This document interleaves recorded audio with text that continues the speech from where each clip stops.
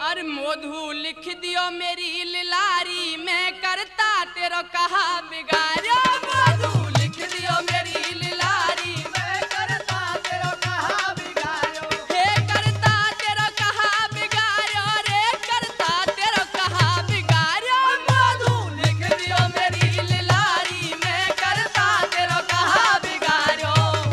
लिख दियो मेरी लिलारी, मैं करता तेरो कहा बिगाड़ो।